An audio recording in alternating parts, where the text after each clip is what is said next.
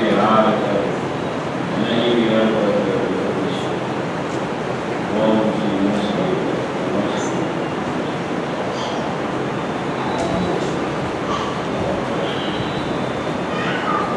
सर्वाधिराज दस्तक भवन आज उत्तम सोच जन्म दिवस है।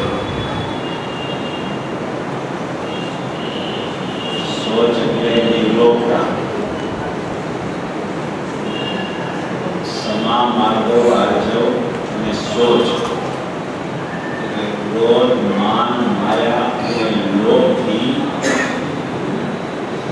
વ્યાવૃત થઈ અને પોતાના સુધાર્થના સ્વરૂપમાં એનું અવલંબન લઈ અને વિતરાગતા પ્રગટ કરવી એને ખરેખર બસે પ્રકારના કર્મ કહેવામાં આવે છે। એવા ક્રોધમાન માયાલોભ એટલે દ્વેષ અને રાગ એવા જે કસાયોથી નિવૃત્ત થઈ અને અકસાય સ્વભાવી ભગવાન આત્મા છે તેને સ્મરણમાં અવલંબનમાં અભેદપણે લેવો તેને ખરેખર અને મુનિરાજ અને સોચ ધર્મ કહેવાય। એવી સોચ ધર્મની ઉપર જે ગુરુદેવશ્રીનું આ પ્રવચન છે આ થોડું આપણે વાંચીને ચર્ચા કરીએ ત્યાર પછી સ્વાનુભૂતિ દર્શન સુધી આપણે જોવું છે। 10 લક્ષણ ધર્મનો આજે સોચ ધર્મ દિવસ છે। उत्तम सोच એટલે સમ્યક દર્શક પૂર્વકની પવિત્રતા અને નિર્લોકતા આ 10 ધર્મો મુખ્યપણે બે દિશામાં હોય છે। ગૃહસ્થ ધર્મીને કોણ હોય છે એમ શ્રી વર્તમાનની આચાર્ય શાસ્ત્રમાં સોચ ધર્મનું વર્ણન કરવામાં આવ્યું છે। ગૃહસ્થ ધર્મી સમ્યક દૃષ્ટિ તો ગૃહસ્થ પણ હોય મુનિરાજ જંગલમાં રહેતા પણ ગૃહસ્થ ધર્મી હોય જેને પોતાને ગૃહસ્થ અવસ્થામાં પણ સમ્યક દર્શનની પ્રાપ્તિ થઈ હોય એવા જીવને પણ આવો સોચ ધર્મ હોય છે એમ કહેવાનું તાત્પર્ય છે। નાની પુરુષો હોય ને જેમ કે શ્રીમદ રાજચંદ્ર થઈ ગયા એ ગૃહસ્થ હતા ગૃહસ્થ હોવા છતાં એને ક્રોધ માન માયા લોભ પર વિજય મેળવી લીધો હોય તો એવો અનંતાનુભૂતિનો એક કસાય જઈ રહ્યો હોય એને પણ ખરેખર નિર્લોકતા એ સોચ ધર્મ પ્રગટ થયો એમ કહેવામાં આવે છે કે જે પરસ્ત્રી અને પર પદાર્થો પ્રત્યે નિષ્પૃહ છે સર્વ પ્રાણીઓ પ્રત્યે અહિંસક છે અને દુર્ભેદ્ય એવા અંતરના મહેલને જેને ધોઈ નાખ્યો છે એવું પવિત્ર હૃદય તે ઉત્તમ સોચ ધર્મ છે।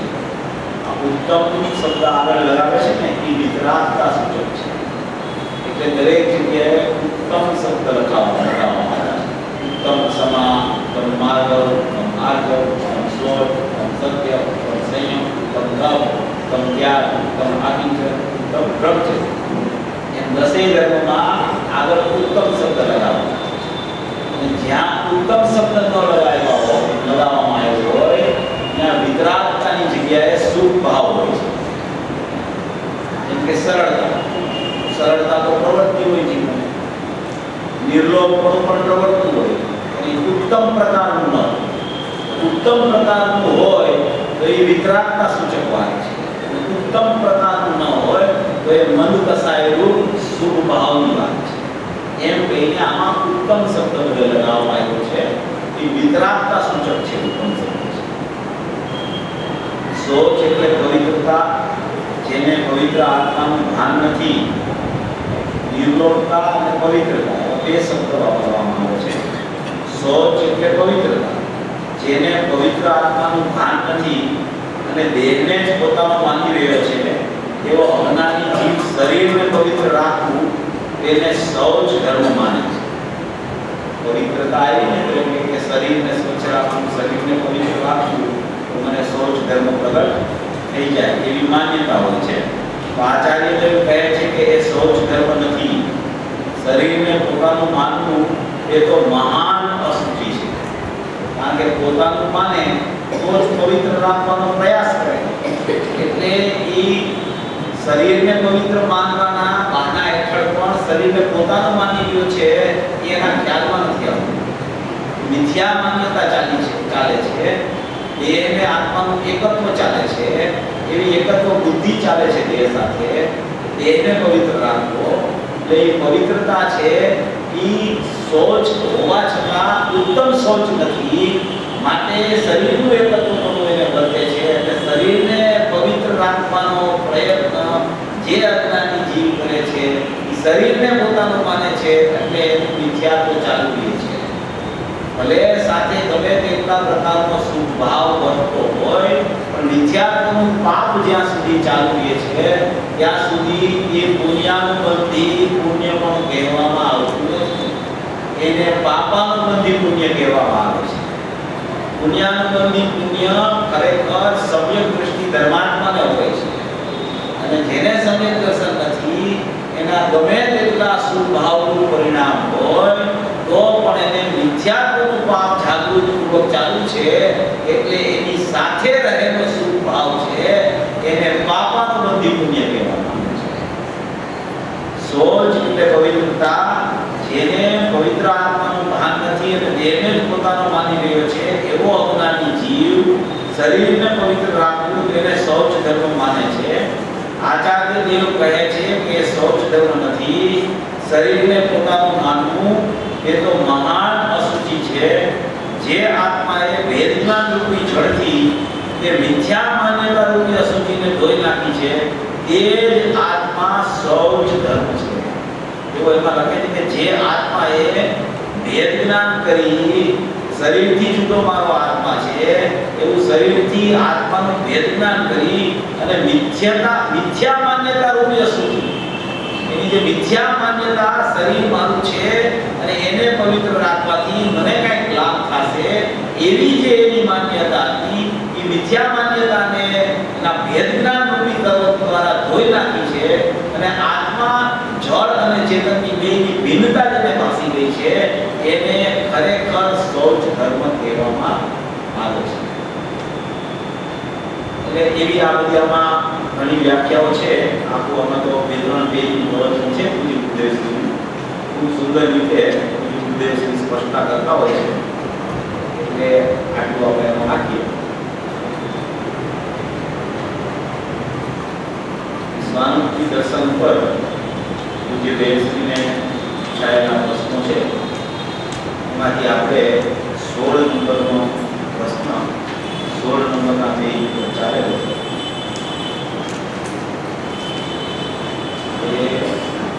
આપણે 18 નંબરનો પ્રશ્ન છે. પેજ નંબર 17 છે.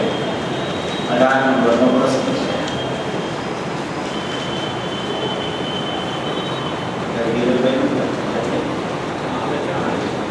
આવે પછી એક બોલે પ્રશ્ન પૂછતા હતા અને જવાબ છે. 17 નંબરનું પેજ છે અને 18 નંબરનો પ્રશ્ન છે.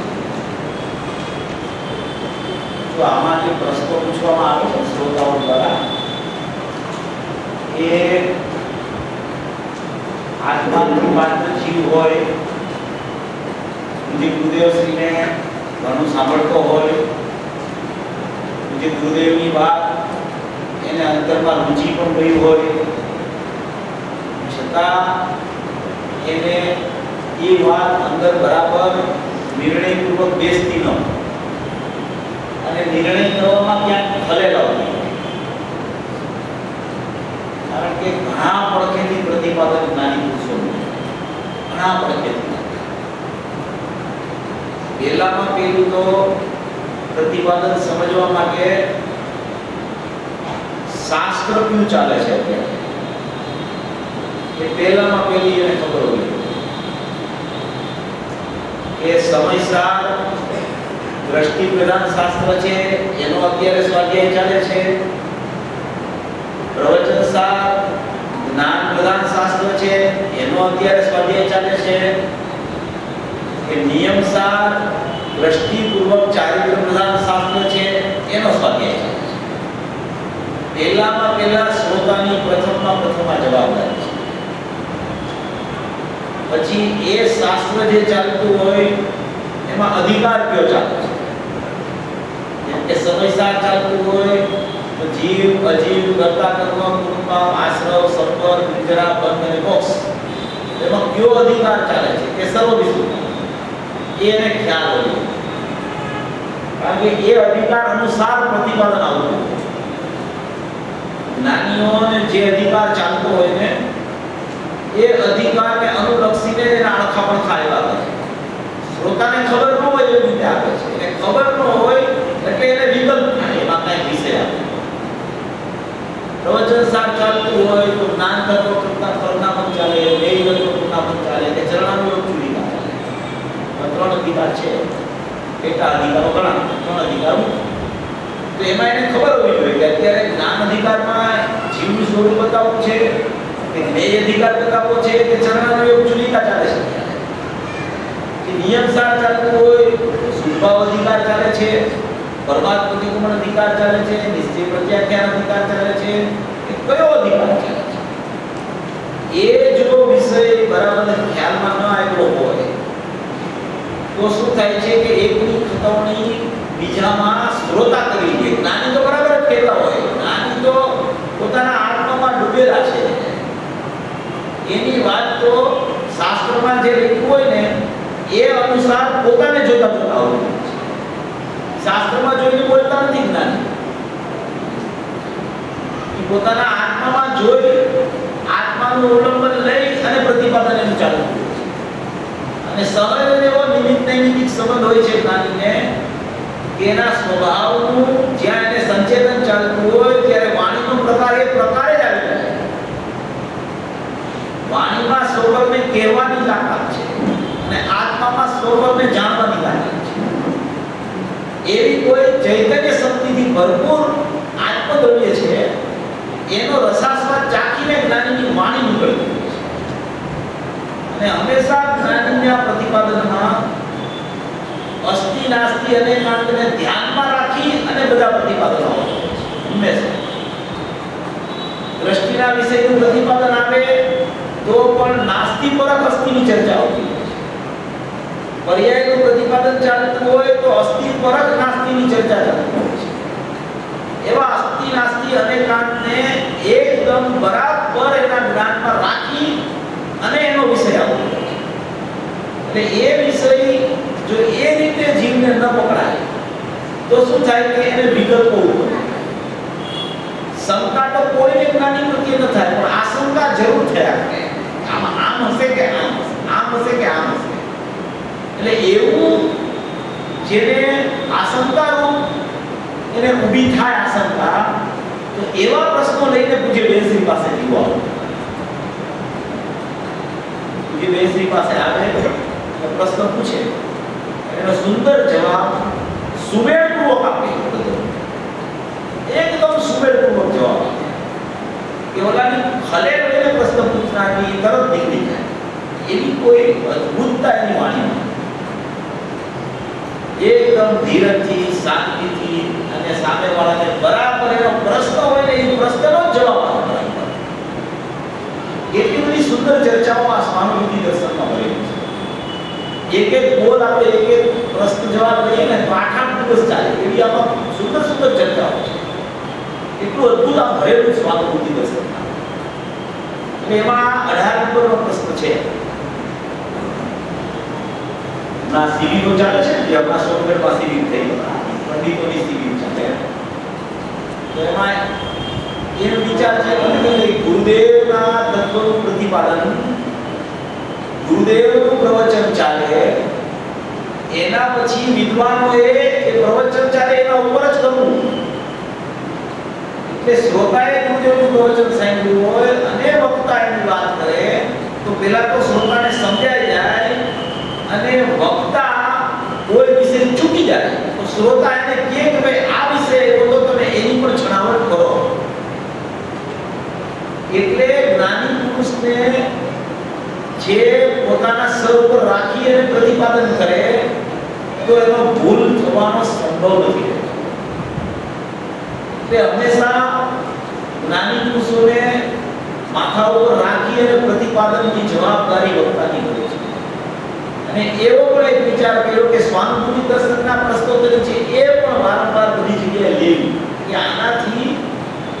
આમાં ઘણી ખલેલ નીકળી જાય છે જીવ, તો એને ખ્યાલ આવે ખરેખર વસ્તુનું સ્વરૂપ અનેકાંતિક સ્વરૂપ કેવું છે અને એકાંતપૂર્વક અનેકાંતિકતા કેવી રીતે પ્રગટ થાય છે. એક વિકલ્પાત્મક અનેકાંત હોય છે દ્રવ્ય પર્યાય સ્વરૂપ વસ્તુ, જેમાં એ અનેકાંતમાં અનુભવ નથી હોતો, પણ એ અનેકાંતમાંથી જે દ્રવ્યને કાઢે છે એને પાછું એ દ્રવ્યને સમ્યક એકાંતને કાઢે છે, એમાંથી ત્યાં એને પાછું સમ્યક અનેકાંતનો જન્મ થાય છે દ્રવ્ય પર્યાય સ્વરૂપ વસ્તુ. એટલે અનેકાંતપૂર્વક એકાંત અને એકાંતપૂર્વક અનેકાંત એવી કોઈ શાસ્ત્રોક્ત શૈલી છે. એ શૈલી પ્રમાણે પ્રતિપાદન આવે તો સામેવાળા શ્રોતાને કોઈ પ્રકારના વિકલ્પોનો ઉત્પાદ થવાનો બંધ થઈ જાય. એવી આ શૈલીથી આમાં પ્રશ્નોત્તરી આવી છે, એવી અદ્ભુત શૈલી છે. એમાં 18 નંબરનો પ્રશ્ન છે, એમાં કહે છે કે શુદ્ધતા ત્રિકાળ દ્રવ્યમાં રહે છે. ત્રિકાળ દ્રવ્ય તો કેવું છે કે પ્રથમથી શુદ્ધ છે, વર્તમાનમાં શુદ્ધ છે, અનંતકાળ સુધી શુદ્ધ રહેવાનું છે. એટલે એમાં તો શુદ્ધતા ભરી ભરેલી છે, શુદ્ધતાથી ભરપૂર છે, અશુદ્ધતાનો પ્રવેશ એમાં છે નહીં, એ શુદ્ધતાથી ભરેલો છે આ તત્વ. પછી કે છે અને અશુદ્ધતા પર્યાયમાં રહે છે. શુદ્ધતા ત્રિકાળ દ્રવ્યમાં રહે છે એક વિભાગ, અશુદ્ધતા પર્યાયમાં રહે છે એ બીજો વિભાગ. આવા બે વિભાગને સાથે જોવો તો એક જીવ દ્રવ્ય છે, અને બે વિભાગને જુદા જુદા જોવો તો એક જીવ તત્વ છે ને એક આશ્રવ તત્વ છે. જીવ તત્વ છે એ શુદ્ધતાથી ભરેલું છે, આશ્રવ તત્વ છે એ અશુદ્ધતાથી ભરેલું છે. આશ્રવ તત્વ અને જીવ તત્વ એ બે તત્વ છે, એ બેને તમે ભેગા જોવો તો એક જીવ દ્રવ્ય છે, એને પ્રમાણભૂત દ્રવ્ય કહેવામાં આવે છે. તો શુદ્ધતા ત્રિકાળ દ્રવ્યમાં રહે છે અને અશુદ્ધતા પર્યાયમાં રહે છે. તો શું દ્રવ્ય અને પર્યાય એવી સીમાવાળા બે ભાગ દ્રવ્યમાં છે?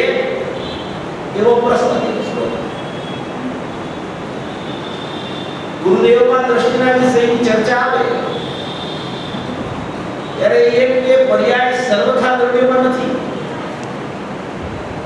ત્યાં સુધી એક ઉત્પાદ છે એ દ્રવ્યમાં નથી, ત્યાં સુધી પંચાસ્તિકાયમાં આવે કે ઉત્પાદ એને સંયોગ કીધો છે. એટલી બધી દ્રવ્યથી પર્યાયની ભિન્નતાની ચર્ચા પૂજ્ય ગુરુદેવના પ્રવચનોમાં આવે. જે વિષય ચાલતો હોય એને અનુરૂપ એ ચર્ચા આવતી. એ ખાસ સમજવા જેવી વાત છે. વિષય એક વિષય બીજા વિષયમાં જો ખતમણી થઈ જાય તો વેપારીઓને તો બધાને ખબર હોય કે જમા અહીંયા ઉધાર થઈ જાય, ઉધાર અહીંયા જમા થઈ જાય તો કાં નુકસાન જાય, કાં વધારે ફાયદો થઈ જાય. વધારે ફાયદો હોય આપે નહીં, નુકસાન થવાનો સંભવ મોટો. એટલે ખતમણીમાં ભૂલ થાય તો મુશ્કેલીનો પાર નથી. એમ આની ખતમણી જે જગ્યાએ જ્યાં જે વસ્તુ છે ત્યાં જઈએ છે, ત્યાંથી નીકળીને બીજામાં પ્રવેશી નથી શકતું. દ્રવ્ય કદી પર્યાયમાં આવતું નથી, પર્યાય કદી વર્તમાન પ્રગટ હોય ત્યારે એ દ્રવ્યમાં હોતું નથી. એવી કોઈ દ્રવ્ય પર્યાયની વ્યવસ્થા છે.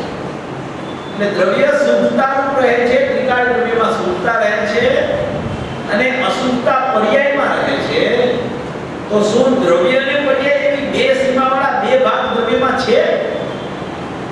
એવો પ્રશ્ન શરૂઆત કરે છે. બીજી બેન જવાબ આપે છે કે દ્રવ્ય જે મૂળ વસ્તુ છે તેમાં અશુદ્ધતા બેસી જાય તો દ્રવ્યના સ્વભાવનો નાશ થઈ જાય. દ્રવ્યના સ્વભાવનો નાશ થઈ જાય એટલે તો દ્રવ્ય અશુદ્ધ થઈ જાય. દ્રવ્યમાં જો અશુદ્ધતાનો પ્રવેશ થઈ જાય તો દ્રવ્ય મલિન થઈ જાય, દ્રવ્ય અશુદ્ધ થઈ જાય. દ્રવ્ય અશુદ્ધ થઈ જાય એનો અર્થ જ કે પર્યાય માટે અવલંબન માટે કોઈ શુદ્ધ વસ્તુ ન રહી.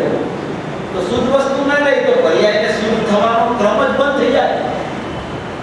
જો દ્રવ્ય અશુદ્ધ થઈ જાય તો પર્યાયની શુદ્ધતા માટે અવલંબન કોનું?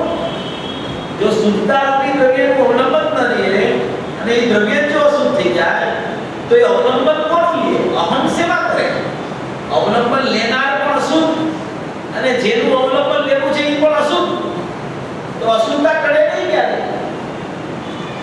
એટલે કે છે કે દ્રવ્ય જે મૂળ વસ્તુ છે, મૂળ વસ્તુ છે એટલે જેમ કે સોનું છે ને, સોનું તો સોનું શું છે? સોનું દ્રવ્ય છે, એ દ્રવ્ય છે અને એના ઘાટ થાય તો એના ઘાટ છે ને એ ભિન્ન ભિન્ન પ્રકારના. તો એ ભિન્ન ભિન્ન પ્રકારના ઘાટ હોય કેવા હોય કે નાશવાન. એક ને એક સોનામાંથી તમે વીંટી બનાવી શકો, પછી વીંટીને બંગાવી અને પછી ચેન બનાવી શકો, ચેનને બંગાવી અને તમે બંગડી બનાવી શકો. તો એ ઘાટનો પ્રેમ કોને હોય? તો કે બેનો માતાઓને ઘાટનો પ્રેમ અને પુરુષોને સોનાનો પ્રેમ. એને ખબર હોય કે કિંમત તો સોનાની છે. આ જો ઘાટ જ કરાવ્યા કરશે તો વારંવાર જો એ ઘાટ તોડશે તો વારંવાર મજૂરીના પૈસા દેવા પડશે. નાશવાન વસ્તુનો પ્રેમ ન રખાય. ઘાટ છે એ કેવો છે? ઘાટ નાશવાન છે અને સોનું છે એ અવિનાશી છે. ઘાટનો નાશ થાય તો પણ સોનું તો સોના રૂપે રહે છે. સોનાનો કદી નાશ થતો નથી. એમ સોનું શુદ્ધતા રૂપ રહેલું છે અને સોનું શુદ્ધતા રૂપ રહેલું છે. એમાં ઘાટ બનાવે તો ઘાટમાં તો ભેળસેળ થઈ જાય. ઘાટમાં ભેળસેળ થવાનો સંભવ ખરો, પણ સોનાનો તમે ગઠ્ઠો લઈ આવો 100 ગ્રામ, એમાં ભેળસેળ ન હોય, પણ એના તમે ઘાટ બનાવો ને એટલે એમાં ભેળસેળ થવાનો સંભવ ખરો. એટલે અશુદ્ધતા પરિણમનમાં છે. અશુદ્ધતા પરિણમનમાં છે. એ અશુદ્ધતા અપરિણામી જે વસ્તુ સોનું છે એમાં નથી. તો અહીંયા કહે છે કે મૂળ દ્રવ્ય વસ્તુ છે, એ મૂળ દ્રવ્ય વસ્તુ છે એ તો શુદ્ધ ને શુદ્ધ પવિત્ર રૂપે રહે છે. હવે તેમાં જો અશુદ્ધતા ભળી જાય, બેસી જાય તો દ્રવ્યના સ્વભાવનો જ નાશ થઈ જાય. આ પહેલામાં પેલી વાત છે. પછી કે છે મૂળ વસ્તુમાં કઈ અશુદ્ધતા બેસતી નથી. મૂળ વસ્તુ જે છે, વિકારી દ્રવ્ય જે છે, શુદ્ધ વસ્તુ જે છે એમાં કદી અશુદ્ધતાનો પ્રવેશ થતો નથી. જો અશુદ્ધતાનો પ્રવેશ થાય તો દ્રવ્ય અશુદ્ધ થઈ જાય. અશુદ્ધતા ઉપર રહે છે. શું કે છે? અશુદ્ધતા ઉપર રહે છે. ઉપર રહે છે એટલે કે દ્રવ્ય જે છે એ દ્રવ્યની ઉપર પર્યાયો કરે છે. પર્યાયો ઉપર રહે છે. તો એટલે કે છે કે પર્યાયો ઉપર રહે છે તો પર્યાયમાં અશુદ્ધતા છે, તો અશુદ્ધતા દ્રવ્યની ઉપર રહે છે. સમયસાજી પરમાત્માનો 11 નંબરનો કળશ છે. 11 નંબરના કળશમાં આ વાત આવી છે કે પર્યાયો દ્રવ્યની ઉપર કરે છે. પર્યાયો દ્રવ્યમાં પ્રવેશ પામતી નથી. 14મી ગાથાનો કળશ છે એમાં આવ્યું છે પર્યાયો દ્રવ્યની ઉપર તરતી હોય છે. એ પર્યાયો દ્રવ્યમાં પ્રવેશ પામતી નથી. હવે આના પર્યાયો કઈ અને મૂળ અશુદ્ધતા લેવાની છે. રાગરૂપી પર્યાયની ચર્ચા ચાલે છે. અહીંયા રાગરૂપી પર્યાયની ચર્ચા છે. અશુદ્ધતા ક્યાં હોય કે જ્યાં પર્યાયમાં જ્યાં રાગ પ્રવેશતો હોય ત્યાં અશુદ્ધતાનો જન્મ થાય. એટલે અહીંયા રાગરૂપી પર્યાયની અશુદ્ધતા એની ચર્ચા આમાં અત્યારે ચાલે છે. મોહ રાગ દ્વેષ રૂપી અજ્ઞાન બધું એમાં લઈ લો તો મૂળ વસ્તુમાં કઈ અશુદ્ધતા બેસતી નથી. અશુદ્ધતા ઉપર રહે છે. જેમ સ્ફટિક નિર્મળ છે, સ્ફટિક જેમ નિર્મળ છે તેની અંદરમાં લાલ પીળું બેસી જાય તો સ્ફટિક જ રહે નહીં. સ્ફટિક કેવું હોય? સદાય નિર્મળ અને સદાય સ્વચ્છ હોય. જેમ અરીસો હોય, જેમ દર્પણ હોય એ સ્વચ્છ હોય, એમ સ્ફટિક હંમેશા સ્વચ્છ હોય. એમ આયા જ્ઞાન અરીસો, ચૈતન્ય અરીસો છે એ સદાય સ્વચ્છ હોય, સદાય નિર્મળ હોય, સદાય એ પોતાના જ્ઞાન દર્પણથી રહેલો હોય. એવો આયા ચૈતન્ય અરીસો છે. અને ઓલો સ્ફટિક છે એ જળ હોવા છતાં એ સ્ફટિક સ્વચ્છતાથી ભરેલું છે. અરીસો છે દર્પણ, એ દર્પણનું જે કાંઈ દર્પણ આપો છે એ દર્પણ સ્વચ્છતાથી ભરેલો છે. એવી જ રીતે આ ચૈતન્ય જ્ઞાન દર્પણ છે એ સ્વચ્છતાથી ભરેલો છે. એમાં કોઈ અશુદ્ધતા પ્રવેશી શકતી નથી. અશુદ્ધતા પ્રતિભાસિત થાય પણ અશુદ્ધતાનો પ્રવેશ ન થાય. જેમ લાલ ફૂલ છે એ સ્ફટિકમાં પ્રતિભાસિત થાય પણ લાલ ફૂલનો પ્રવેશ સ્ફટિકમાં ન થાય. જેમ દર્પણ છે એ દર્પણમાં પોતાનું મુખ દેખાય, પોતાનો ચહેરો દેખાય, પણ એ ચહેરો દર્પણમાં નથી. દેખાય છે એક ચહેરો બહાર છે અને બીજો ચહેરો દર્પણમાં છે. દેખાય છે પણ ચહેરા બે છે કે એક છે એક પાસે છે બે છે એક જ અને બે ભાષે છે. અરીસામાં એને પોતાનું મોઢું દેખાય છે, મોઢું ત્યાં છે નહીં. જે મોઢું મોઢામાં પ્રતિબિંબ થાય છે દર્પણમાં, તો એને દર્પણ મોઢાનું થઈ ગયું એમ લાગે છે. એમ જે અશુદ્ધતા પર્યાયમાં અને જે અશુદ્ધતા આશ્રમમાં અને પ્રતિભાસિત થાય છે જ્ઞાનમાં, અને એને એમ લાગે છે કે જ્ઞાનમાં શુદ્ધતા બેસી ગઈ. એકદમ સરળતાથી સમજાયેલું છે. કોઈ પણ જીવને આ સમજાયેલું છે. આ દ્રષ્ટાંત પરથી સિદ્ધાંતમાં જો એપ્લાય કરે તો જૈન દર્શન એકદમ સરળ છે, એકદમ સરળ છે અને તરત સમજાઈ જાય એવું છે. આમાં કઈ લાંબો મોટો એને બહુ પુરુષાર્થ કરવો પડે એવું નથી ખરેખર. એની અજ્ઞાન દશા ચાલુ છે એટલે એને એમ લાગે છે, કારણ કે એની માન્યતામાં એને એમ જ માની લીધું છે કે મારું મોઢું દર્પણરૂપ થઈ ગયું છે, મારું જ્ઞાન રાગરૂપ થઈ ગયું છે. એની સ્વચ્છતાનો એને સ્વીકાર કે વિશ્વાસ જ નથી. એની સ્વચ્છતાનો એને સ્વીકાર કે વિશ્વાસ આવે તો એને એનું શરીર રૂપી જે આ પાંચ ઇન્દ્રિયો રૂપી અને જળ આપનું શરીર છે ઈ એને પૃથક ભાસવા માંડે અને અરીસો છે એમાં સ્વચ્છતા જ દેખાવા માંડે કે અહીંયા તો સ્વચ્છતા ભરેલી છે, આ તો પ્રતિભાસિત થાય છે, આ તો સ્વચ્છતા છે, દર્પણ તો સ્વચ્છ છે, મને તો દર્પણ જ દેખાય છે, મને બધું દેખાતું જ નથી. એ ભેદભાન થઈ જાય. એટલે અહીંયા કહે છે કે સ્ફટિક નિર્મળ છે, એની અંદરમાં લાલ પીળું બેસી જાય તો સ્ફટિક જ રહે નહીં, તો સ્ફટિકનો નાશ થઈ જાય. જો સ્ફટિક ન દેખાય તો લાલ પીળું પ્રતિબિંબ પણ ન દેખાય. સ્ફટિક જો ન દેખાય, જો અરીસો ન દેખાય તો લાલ પીળું પ્રતિબિંબ એમાં પડે છે એ પણ ખ્યાલમાં માત્ર. એટલે ખરેખર તો એને અરીસો દેખાય છે. અરીસો દેખાય તો જ ખબર પડે કે આ લાલ પીળા ફૂલ પ્રતિભાસિત થાય છે, નહીંતર ખબર ન પડે.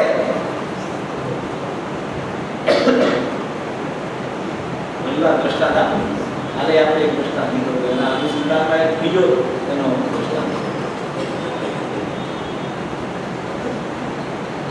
જેમ કે સવારે આપણે 5, 5:30 તમારે સોનગઢ જવું હોય, 5, 5:30 આપણે નીકળી જાય એટલે 9, 9:30 સુધીમાં આપણે ગુરુદેવ ટેકનો ટાઈમ હોય ત્યાં પેલા પહોંચી જાય. ત્યાં પછી પહોંચી બરાબર ન હોય 5 વાગે નીકળે, પણ 5 વાગે નીકળે ગાડી લઈને જાતો હોય, રોડ ઉપર તો અંધારું હોય, રોડ દેખાય નહીં, તો ગાડીમાં શું કરવું પડે? લાઈટ કરવી પડે.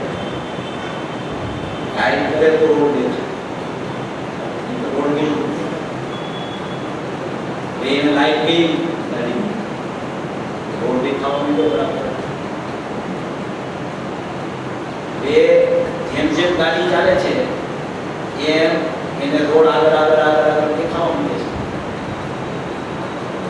એવામાં એને 5 મિનિટ ગાડી ઊભી રહી, લાઈટ બંધ થઈ, રોડ દેખાવા બંધ થઈ. તો ખરેખર એને રોડ દેખાય છે કે લાઈટનો પ્રકાશ દેખાય છે? લાઈટનો પ્રકાશ દેખાય ત્યારે જ રોડની ખબર પડે છે. જો લાઈટનો પ્રકાશ બંધ થઈ જાય તો રોડ દેખાતો બંધ થઈ જાય છે. તો ખરેખર દેખાય છે શું? ખરેખર દેખાય છે એને પ્રકાશ, પણ એ માને છે એમ કે મને રોડ દેખાય છે. કામ પ્રકાશના માધ્યમથી રોડ દેખાય છે, પણ એની નજર રોડ પર જ છે, એની નજર પ્રકાશ પર જાતી જ નથી. એ માયા સ્ફટિક છે, અરીસો છે. એ અરીસો છે એમાં લાલ ફૂલ પ્રતિભાસિત થાય છે. તો ખરેખર લાલ ફૂલ એને દેખાય, ખરેખર અરીસામાં એને મોઢું દેખાય ત્યારે અરીસો પ્રથમ દેખાય છે કે મોઢું દેખાય છે? જો અરીસો ન દેખાતો હોય તો મોઢું કોઈને દેખાય જ નહીં. જે ઓલી લાઈટ બંધ કરી દીધી તો રોડ દેખાવાનો બંધ થઈ ગયો. લાઈટ ચાલુ કરી તો રોડ દેખાવા માંડ્યો. તો રોડ દેખાવા માંડ્યો ત્યારે ખરેખર દેખાવું શું એને? ખરેખર તો એને પ્રકાશ દેખાય છે. ખરેખર પ્રકાશનું માધ્યમ પ્રથમ છે, પછી એની પરપ્રકાશક શક્તિમાં જે હોય તે પ્રથમમાં પ્રથમ એને સ્વચ્છતા દેખાય છે, પ્રથમમાં પ્રથમ એને પ્રકાશ દેખાય છે, પ્રથમમાં પ્રથમ એને જ્ઞાન દેખાય છે. જ્ઞાન દેખાય છે ત્યારે ખબર પડે છે કે જ્ઞેય આવું છે. જ્યાં સુધી ચૈતન્ય અરીસો, જ્ઞાન દર્પણ, જ્ઞાન અરીસો એને જ્યાં સુધી ન દેખાય ત્યાં સુધી એને ખબર પડતી નથી કે જ્ઞેય કેવું છે, રાગ કેવો છે, મિથ્યાત્વ કેવું છે, ખબર જ નથી પડતી એને.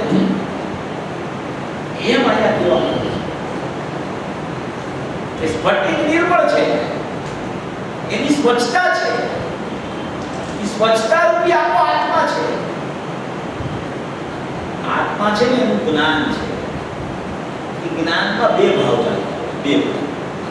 જ્ઞાનની કોઈ વિશેષતા છે. એક જ્ઞાનનો જાણવું એવો સ્વભાવ છે, અનાદિનો સ્વભાવ છે જાણવું. અને એક એ જ સમયે જ્ઞાનનો સ્વચ્છતા રૂપી સ્વભાવ છે. જ્ઞાન સ્વયં સ્વચ્છ છે પોતાનું. 215-16 કળશ છે સમય સાથે. એમાં એવું છે કે જ્ઞાનની સ્વચ્છતામાં જ્ઞેયો સ્વયં જળવે છે. જ્ઞાનની સ્વચ્છતા, જ્ઞાનનો જાણવું સ્વભાવ તો છે અને એ જ સમયે જ્ઞાનની સ્વચ્છતા છે. તો એ જ્ઞાનની સ્વચ્છતા છે એમાં જ્ઞેયો સ્વયં જળવે છે. જ્ઞાનને એને જાણવા જવું નથી પડતું. જ્ઞેયો સ્વયં જડતા કરે છે, સ્વયં જડે છે. એનામાં પોતાનામાં પ્રમેયત્વ છે. તો એ પોતે સ્વયં જ્ઞાનમાં જડતા કરે છે. જ્ઞાનનો તો સ્વભાવ પોતામાં રહીને પોતાને જાણવાનો છે. અને એ સ્વચ્છતામાં જે પ્રદર્શિત પણ થાય છે, જ્ઞાનની પોતાની સ્વભાવ પ્રકાશક શક્તિ હોવાને કારણે, એનું જાણવું સ્વભાવ હોવાને કારણે એને ખબર પડે છે કે આવું પણ જ્ઞેય કોઈ અહીંયા અવસ્થિત છે. જ્ઞાનને જાણતા બધો ખ્યાલ આવે છે. જ્ઞાનની પોતાની સ્વતઃસિદ્ધ શક્તિ છે. જ્ઞાનની પોતાની જાણવાની શક્તિ ને જ્ઞાનની પોતાની સ્વચ્છતા છે. એવું કોઈ જ્ઞાનનો સ્વભાવ છે. એટલે અહીંયા કહે છે કે આ સ્ફટિક છે, એ નિર્મળ છે, તેની અંદરમાં લાલ પીળું બેસી જાય તો સ્ફટિક રહે જ નહીં. પછી કહે છે કે લાલ પીળું ઉપર ઉપરના પ્રતિબિંબો છે. આ પ્રતિબિંબ પડે છે. એક બિંબ હોય, જેમ કે આ છે ને આ પદાર્થ, આ વસ્તુ છે, આ વસ્તુ. તો આ વસ્તુ છે એ તો જ્ઞેય છે. હવે આ જ્ઞેય છે, આ બોલપેન છે, આ જ્ઞેય છે, ખબર કેવી રીતે પડે? તો કે એ જ્ઞેય સ્વયં જ્ઞાનમાં ઝળકે છે. જ્ઞાનને આમ જાવું નથી પડતું ત્યાં જોવા. એવું જ્ઞાન પરાધીનતાપૂર્વક જાણતું નથી. જ્ઞાન પોતે પોતાની સ્વાધીન છે. જ્ઞેયો સ્વયં ઝળકે છે ત્યારે જ્ઞાનનો સ્વભાવ જ્ઞાનાકાર રૂપ નિરાકાર છે. એવા જ નિરાકાર એમાં જ્ઞાનમાં બની જાય છે સ્વતઃ સિદ્ધ, પોતાના જ્ઞાનની શક્તિને કારણે, આ જ્ઞેયને કારણે નહીં. એને જ્ઞાનમાં એવી સ્વચ્છતા રહેલી છે કે આ જડતા છે, અને એ સ્વચ્છતામાં જ્ઞાનનો જાણવું સ્વભાવ પડે છે.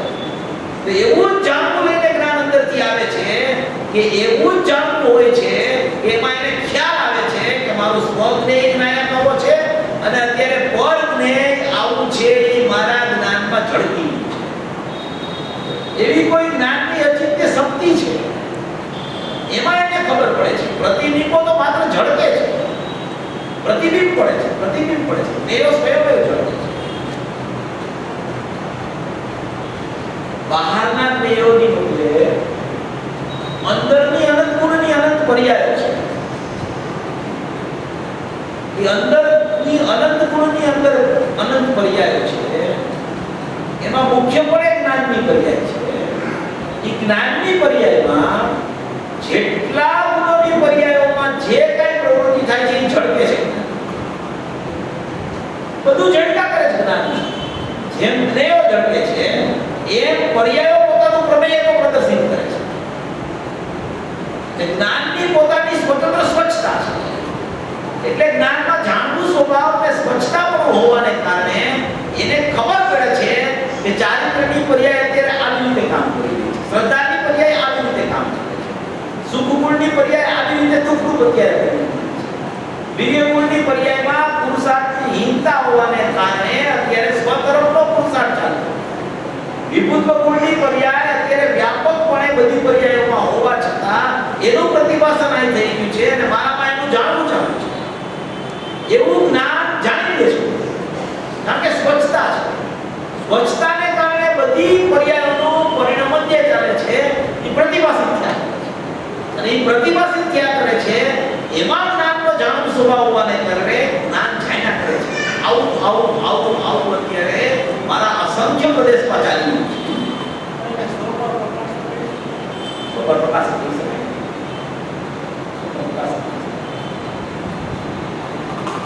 એવું જ્ઞાનનું સ્વતઃસિદ્ધ સ્વભાવ પ્રકાશક છે. એવો જ્ઞાનનો સ્વતઃસિદ્ધ સ્વભાવ છે કે એમાં જ્ઞેયો ગમે તેટલા ઝળકે, કોઈ પણ અશુદ્ધતા ઝળકે, કોઈ પણ જ્ઞેય ઝળકે, જ્ઞાન બળી નથી થતું. અશુદ્ધતા આશ્રવોની છે, જ્ઞાનનો સ્વભાવ જાણવું અને સ્વચ્છતા છે.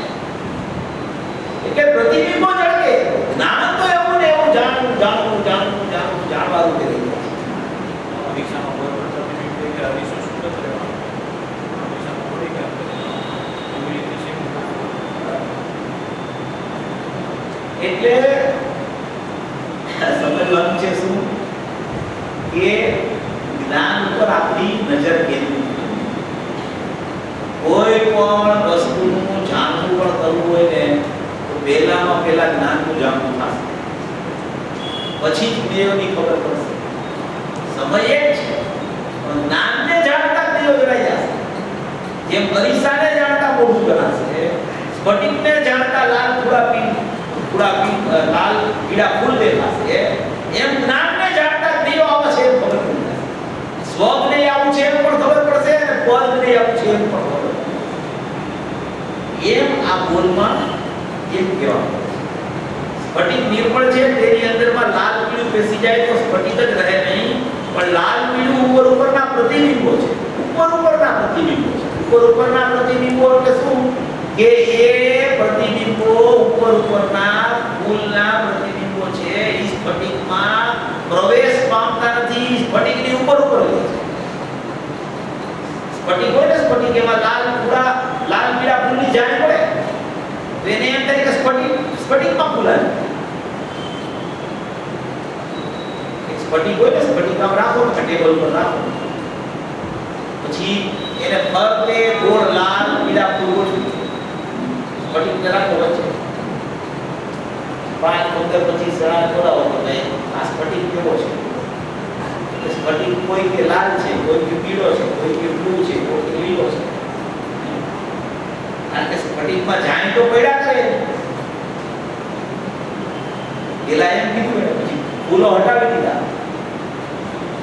કે હવે સ્ફટિક કેવો છે કે સ્ફટિક તો સ્વચ્છ છે, નિર્મળ છે.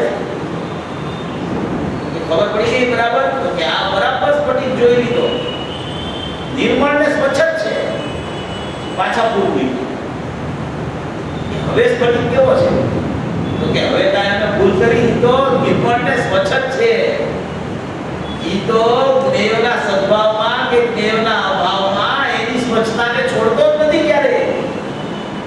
પણ જ્ઞેયનું નિમિત્ત પડવું જોઈએ એને ભ્રમણા થઈ જાય કે આ અંદર પ્રવિષ્ટ થઈ, આ રાગ જ્ઞાનમાં આવી, આ જ્ઞેય જ્ઞાનમાં આવી ગયા, આ સ્વચ્છતાની બદલે જ્ઞાનમાં મલિનતા થઈ ગઈ. નજર આશ્રમ ઉપર છે, નજર જ્ઞેય ઉપર છે, નજર બહારની વસ્તુ ઉપર છે. એટલે એ નજરનો દોષ એવો છે કે જ્ઞાન ઉપર નજર ન જાય ત્યાં સુધી એને રાગ અને આશ્રમ ઉપર જ નજર જાય. જો એને સમજણ થઈ જાય કે ખરેખર જ્ઞાનની સ્વચ્છતામાં તો આ જ્ઞેયો માત્ર પ્રતિભાસિત ક્યાં કરે છે, એ જ્ઞેયો તો આનાથી પૃથક છે. જ્ઞાનથી જ્ઞાનમાં કાંઈ આવતું જ નથી. એક જ્ઞાનની પર્યાયમાં અનંત પર્યાયો ઝડપવા છતાં એ અનંત પર્યાયોનું જે કાંઈ છે એ જ્ઞાનમાં પણ પ્રવેશ પામતું નથી. તો જ્ઞાયક તો એનાથી ઘણો પૃથક છે, એમાં તો એ પ્રવેશ ક્યાંથી પામી શકે? એટલે કે છે કે શુદ્ધતા છે એ દ્રવ્ય મૂળ વસ્તુ છે, એમાં અશુદ્ધતાનો પ્રવેશ થતો જ નથી. એટલે કે છે કે લાલ પીળું ઉપરના પ્રતિબિંબો છે, સ્ફટિકમાં પ્રતિબિંબો ઉપર રહે છે પણ અંદરમાં બેસતા નથી. મૂળમાં તળમાં પ્રતિબિંબ જતું નથી. તેમ દ્રવ્ય પોતે શુદ્ધ રહે છે અને પર્યાય ઉપર રહીને તેમાં બધી મલિનતા થાય છે.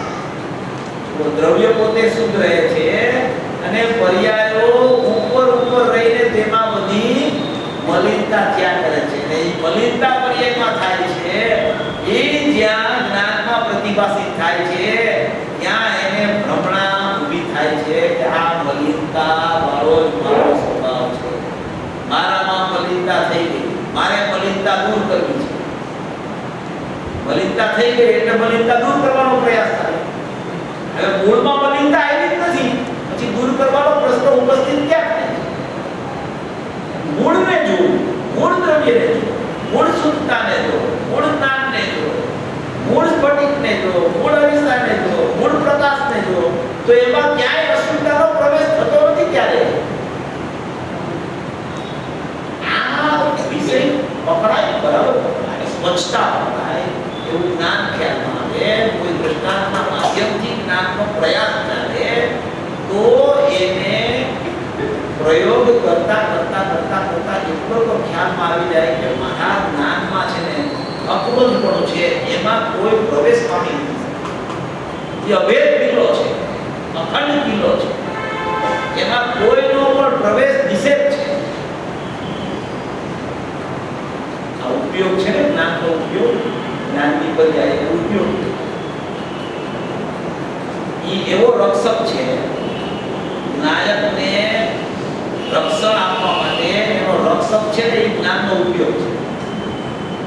એ જ્ઞાનનો ઉપયોગ એવી રક્ષા કરે છે કે ઉપયોગમાં કોઈ બીજા પરિણામ આવવા નથી. તો નાયકમાં તો કેવી રીતે જાય? ઉપયોગમાં પણ મલિનતાનો પ્રવેશ નથી થઈ શકતો. મલિનતા પ્રતિબિંબિત થાય છે પણ પ્રવેશ નથી પામતો. ઉપયોગ એવું કવચ છે, એવી રક્ષા કરી છે ત્રિકાળી દ્રવ્યની કે એ કોઈને પ્રવેશ પામવા નથી દેતું. જ્ઞાનનું નિર્મળપણું છે, જ્ઞાનની સ્વચ્છતા રૂપી સ્વભાવ છે, જ્ઞાનનો જાણવો સ્વભાવ છે. એવી એની કથનચિત અનન્યતા નાયક સાથે બચી ગઈ છે અને આશ્રમની એવી સરળતા ભિન્નતા રહી ગઈ છે કે કદી આશ્રમ એમાં પ્રવિષ્ટ નથી થઈ શકતો અને એકદમ રક્ષક તરીકે ઉભો છે. પ્રવેશમાં નથી થતો, ગમે તેટલું પ્રતિબિંબ પડી જાય પણ અહીંયા કાંઈ થતું નથી. એની સ્વચ્છતા છે, પ્રતિભાસિત ક્યાં કરે? સ્વચ્છતામાં જેડતા કરે પણ સ્વચ્છતા રૂપ તો જ્ઞાન અરીસો છે, એમાં કાંઈ આવતું નથી. શરીરની ક્રિયાઓ થાય, હલવા ચાલવાની, એ બધી ક્રિયાઓ પ્રતિભાસિત ક્યાં કરે? જ્ઞાન દર્પણમાં પ્રતિભાસિત થાય આ જ્ઞેય છે, આ જ્ઞાન છે. જ્ઞાનમાં પ્રતિભાસિત થયા કરે તો એને એમ થાય કે આ મારાથી પ્રવૃત્તિ થાય છે, આ પ્રવૃત્તિ હું કરી શકું છું. હું અત્યારે આ સ્થળે ન હોત તો આ પ્રવૃત્તિ થાત જ નહીં. અનાદિની એકત્વ બુદ્ધિ ચાલે શરીર સાથે. એકત્વ બુદ્ધિ કેમ થાય છે? એ જ્ઞાન છે એની સ્વચ્છતા બચી ગઈ છે. અને સ્વચ્છતામાં બધું પ્રતિભાસિત થયા જ કરે સમય. હલતો હાથ હોય તો હલતો હાથ જ પ્રતિભાસિત થાય. હાથ સ્થિર હોય તો સ્થિર હાથ પ્રતિભાસિત થાય. ત્યાં હલવા માટે હાથ તો એને એમ થાય હું હલાવું છું હાથ. પ્રતિબિંબ જોઈ અને કરતા કરવાની ભ્રાંતિ ચાલુ થઈ જાય છે. ભ્રાંતિ તોડાવવા માટે આમાં સ્ફટિકનું ઉદાહરણ બેસી આવે છે. સ્ફટિકની જેવી સ્વચ્છતા છે એવી તારા જ્ઞાનની સ્વચ્છતા બચી ગઈ છે. જ્ઞાનની સ્વચ્છતાનો તું વિશ્વાસ કર. પ્રતિભાસ નીકળી શકે નહીં. પ્રતિભાસ થયા વગર એ નહીં, પણ એનું લક્ષ છૂટી જાય. પ્રતિભાસ તો જ્ઞાનની સ્વચ્છતાને કારણે અને જ્ઞેયોની પ્રમેય શક્તિને કારણે પ્રતિભાસ તો જ્ઞાનમાં પ્રત્યેક સમયે થયા જ કરે. કોઈ એમ કે આ પ્રતિભાસને હું કાઢી નાખું, અરીસાના પ્રતિબિંબ અરીસા પડે છે હું એને ભૂસી નાખું, હું એને દૂર કરી દઉં તો મારો અરીસો સ્વચ્છ રહેશે. તો પછી એમાં પુરુષાર્થ શું? અરીસામાં કાંઈ પ્રતિભાસિત ન થાય તો અરીસો દેખાય. પ્રતિભાસિત થાય ત્યારે અરીસો દેખાય એનો નામ પુરુષાર્થ છે. પ્રતિભાસ જો પર વસ્તુનો ત્યારે એ પર વસ્તુ એમાં નથી આવી. એમાં દેખાય છે ત્યારે એમાં નથી. એમાં ન દેખાય અને એવા અરીસાને જો એમાં શું પુરુષાર્થ છે? એમાં તો અરીસો દેખાય. એમાં પુરુષાર્થનું કામ શું છે? રાગની હયાતીમાં જ્ઞાન પડે રહી ગયું છે. અરીસાની સ્વચ્છતામાં જ્ઞેયો ઝળકે છે ત્યારે એ જ્ઞેયો અરીસામાં આવ્યા નથી. એવો અરીસો જ્ઞેયોના સદ્ભાવ સમયે દેખાવો. એવું જ્ઞાન રાગના સદ્ભાવ સમયે દેખાવું. ઈ જ તો એની બ્યુટી છે. ઈ જ તો એનો પુરુષાર્થ છે. તમે એમ કહો કે હવે ભાઈ કેવડી ભગવાનને રાગ ચાલ્યો ગયો છે તો હવે રાગ નીકળી ગયા પછી કેવળ જ્ઞાનને જોવું એમાં શું પુરુષાર્થ છે? રાગના સમયે એને કેવળ જ્ઞાન વર્તે છે એમ જોવું એમાં પુરુષાર્થ છે. કેવળ જ્ઞાન એટલે માત્ર જ્ઞાન. કેવળ જ્ઞાનની પર્યાય કેવળ જ્ઞાન, માત્ર જ્ઞાન એટલે છે રાગના સમયે. ઈ પુરુષાર્થ, ઈ વેદનાનો પ્રકાર છે. ઈ સાચી સમજણનો પ્રકાર છે. ત્યારે એને ખબર પડે છે ઓહો એટલે તો એના માટે તો આ ગુરુદેવનો જન્મ થયો છે. રાગને કાઢી જ નાખો તો રાગને કાઢવા માટે બધા પુરુષાર્થ કરે છે. અન્ય મતીઓ પણ કહેવાતા જઈનો ઈ પણ રાગને કાઢવાનો પુરુષાર્થ બધા કરે છે. અને આ પુરુષ એમ કહે છે કે રાગના સદ્ભાવમાં પણ જ્ઞાન જ છે. રાગ છે ઈ તો મૂળ વાત છે. ઈ હોય જ નહીં તો જ્ઞાન જ રહી જાય. એટલું છે ત્યારે જ્ઞાન છે એમ વાત છે. ઈ અગત્યનો પોઈન્ટ છે. એમ કે છે પ્રતિભાસના સમયે જ્ઞાન છે. પ્રતિભાસના સમયે પ્રતિભાસિત થતી વસ્તુ નથી દેખાતી અને જ્ઞાન દેખાય છે, સ્વચ્છતા દેખાય છે. એનો પુરુષાર્થ છે. અને દેખાય છે એમાં પ્રતિભાસિત થતી વસ્તુ ખરેખર કોઈને દેખાતી નથી. અરીસામાં હજાર વસ્તુ પ્રતિભાસિત થતી હોય તો પણ જ્યાં સુધી અરીસો ન દેખાય ત્યાં સુધી હજાર વસ્તુ નહીં દેખાય. પેલામાં પેલું થાય છે શું? અરીસો દેખાય છે. ત્યાંથી ઉપડવું પડશે. પછી મેયો ભલે જણાય કાંઈ વાંધો નહીં. મેયો જણાય એમાં કાંઈ અશુદ્ધતા નથી. પેલા અરીસો દેખાય. પેલામાં પેલું કર્તવ્ય એનું ઈ છે. એ ખ્યાલમાં આવી જાય તો ભલે મેયો ઝડકે. મેયોને એમ હોય છે કે મારું અસ્તિત્વ છે એ પણ ક્યાંક પ્રદર્શિત તો થવું જોઈએ. હું છું આ જગત. એટલે એમ તમે એમ જ કહો કે છ દ્રવ્ય સ્વરૂપ લોક છે પણ જ્ઞેય છે જ નહીં, એમ નથી. જ્ઞેય છે, જ્ઞેયનું અસ્તિત્વ છે, જ્ઞેયો પ્રતિભાસિત જ્ઞાનમાં થાય છે. એ સમયે જ્ઞાન છે ને જ્ઞેયોથી પતન એમાં સમજણનું કામ છે. સમજણ થાય તો સમજ્યા તે સમાય, સમજે એટલે સમાય, પૂરી વાત છે. દેશની શૈલી વિશે બહુ સરળતાથી સરળ ભાષામાં બોલવું હોય અને આપણે એની જેવી સરળ ભાષાથી આપણે વિચાર કરીએ એમ જ વિચાર કરો. જ્યાં શાસ્ત્રોક્ત શબ્દથી જીવો અટવામણી ન થાય, એક તો શબ્દનો પરિચય ન હોય, પછી શું થાય કે એ શબ્દોનો ભાવ પેલા પકડવા જાય તો વાત ઘણી ચાલી ગઈ છે એવું થાય. દેશની છે ને સાદી ભાષા. ગુરુદેવ તો શું તીર્થંકર, તીર્થંકરનું દ્રવ્ય ફાટ શાસ્ત્રના શબ્દો એવા આવે, એના જેવો ચમત્કારી પુરુષ આ કાળમાં જોવા ન મળે. સવારે વાત કરતા હતા કે સાવ ભણેલા ને એવી વ્યક્તિ છ ચોપડી અને સંસ્કૃત ફટ વાંચી જાય. હવે બહુ ભણેલા હોય એને એમ થાય કે ભણી તો જ આ ચોપડીમાં શું કોઈ ખબર પડે.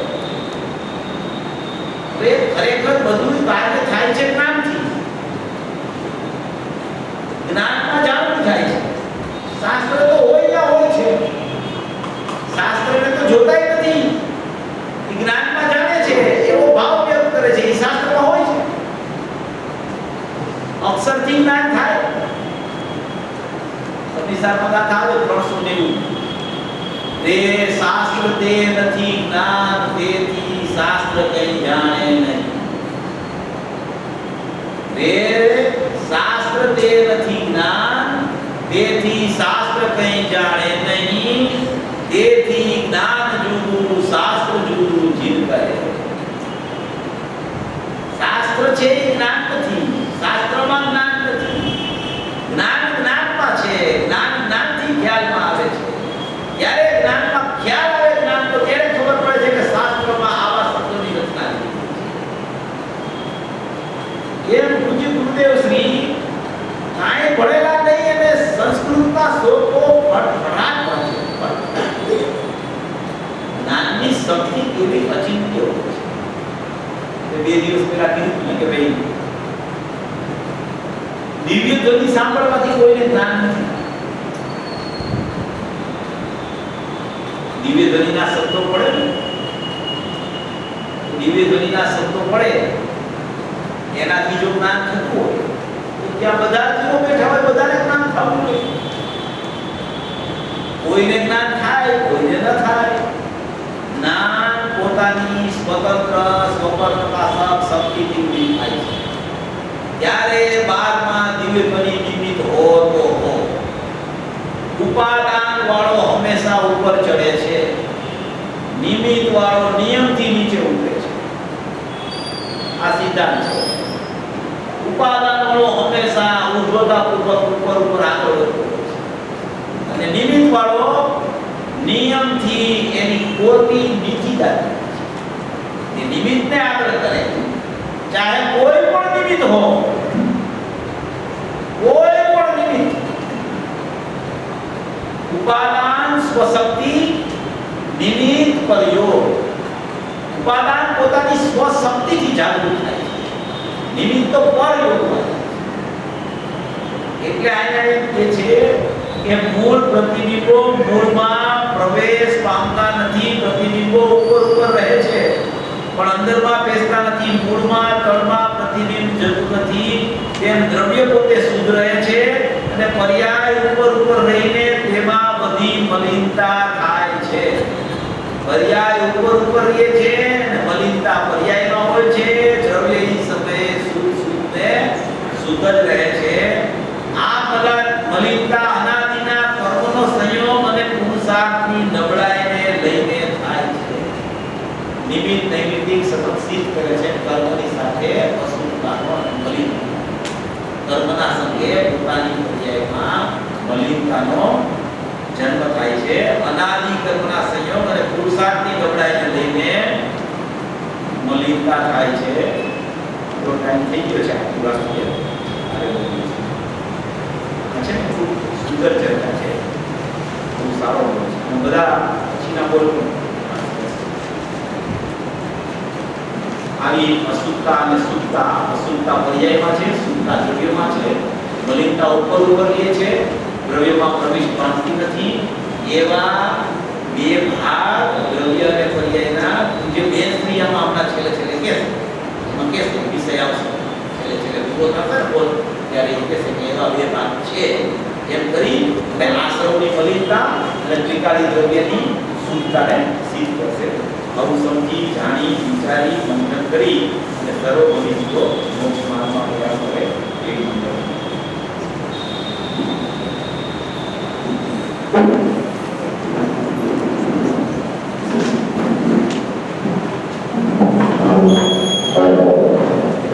આવતીકાલનો કાર્યક્રમ આવતીકાલે સવારે 7:20 પૂજા 8:30 વાગે પૂજ્ય ગુરુદેવ પ્રવચન.